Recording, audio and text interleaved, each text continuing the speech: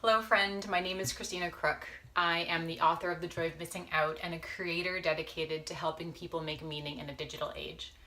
I want to tell you a bit about the journey I've been on and invite you to join me for the next stage. 5 years ago, my smartphone began to feel like a burden. I was burned out. I couldn't keep up. I wanted to try life without the internet, so I logged off for a month. The most valuable thing that I remember from that month was what happened to my mind. If you can imagine for a minute a chalkboard that was totally covered with writing and scribbles from edge to edge, there isn't room for anything more. Now, imagine someone scrubbing the chalkboard clean with water. Not dust-coated, cleanish state of being wiped with a brush, but totally clean and clear, almost glowing black. That's what 31 days did to my mind, my emotions, my thoughts. I experienced quiet. I experienced more peace, more wide open spaces to think and be and create. I wrote about my offline experiment in several magazines, and a publisher reached out to me about writing a book about my experience. Now, two things happened when my book launched. The first was that I was thrown into the deep end of online publicity. Hundreds of hours spent doing interviews on short notice and at all hours of the day. And after more than 100 interviews with everyone from NPR to the Times of India, I was completely exhausted and overwhelmed. I traipsed across the country, speaking anywhere I could get on a stage. And it was obviously ironic that my book about disconnecting from technology had pulled me deeper into the overwhelm of the internet than ever before. The second thing that happened, which made everything else worth it, was I started to hear stories from people who connected to the joy of missing out. They told me how my book had prompted them to change their lives in small ways and big ones. After the overwhelming roller coaster of the book launch, I wrestled with what to do next. Mentorship has always been important to me, so I called two women I really respect for some advice.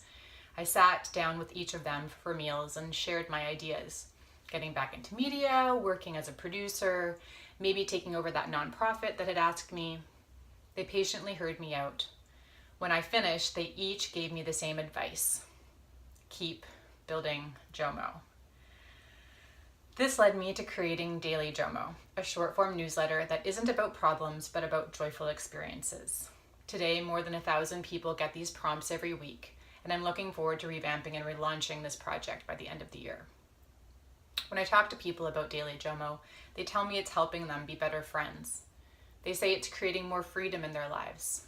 Sometimes creating that freedom can be as silly as noticing when technology just totally fails to add value. Like the time my friend Carrie got a text from her mom that said, "Check your email." So Carrie checked her email and the email said, "Call me." Last summer, I got an email from a woman at a leading national marketing agency. She wanted me to deliver a lunchtime workshop at the company about jealousy, social media, and what to do about it. I'd never presented a workshop format before, but I was excited by the topic. The lunch hour workshops tended to bring in about 15 to 20 people. Over 40 showed up. The experience of delivering the workshop was transformative for me. The beauty of the format was that I got to be with people, responding to them in real time, something I had never been able to do through writing and speaking from a main stage. The barriers were removed.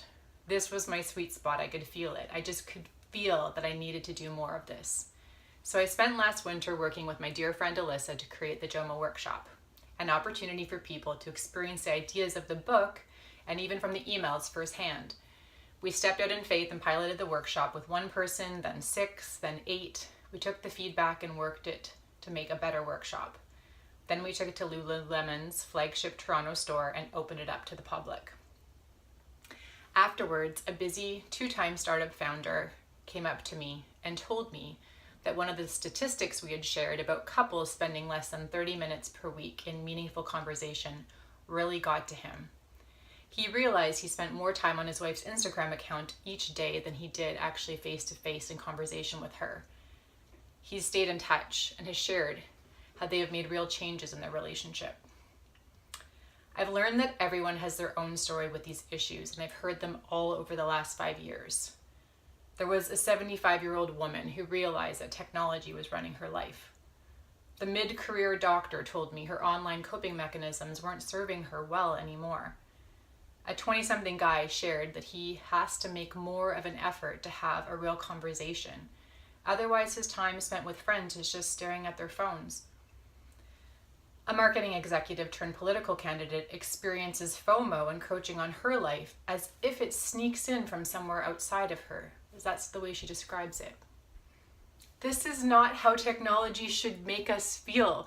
No one has ever felt like their car is running their life, or they need better coping strategies to deal with the impact of books on their mental health. There is something different about these digital technologies that is affecting people in ways their creators didn't expect. These technologies are unfinished and imperfect. The problem is not people failing to use them correctly, that's you, or lacking enough self-discipline. There needs to be changes at the individual level for sure, but there also needs to be changes in the technologies that are being made. I find myself amazed that because of this story I've been telling, I'm in a place where I can be a part of solving the problem. Most of the work I've created up to this point has been made with love and offered for free. I'm here on Patreon because I want to find a sustainable way to keep creating ways to help people have more joy. I'm absolutely pumped, truly pumped about becoming patron fueled. To create new talks, tools, resources to thrive in a wired world, I'm relying on the generosity and passion of awesome individuals like you. Here on the Patreon, you and me are teammates. We rely on each other. You support and speak into the work as I'm making it, and I make the work for you. I'm already working on some exciting projects which I've listed in the description here. One of them is relaunching Daily JOMO. The other that I'm very excited about is the JOMO cast. I have already been doing multiple interviews with digital makers, poets, authors, thought leaders about how they make meaning and seek to embody JOMO in their day-to-day lives. I have 100 other ideas, and I can't wait to make them real with you.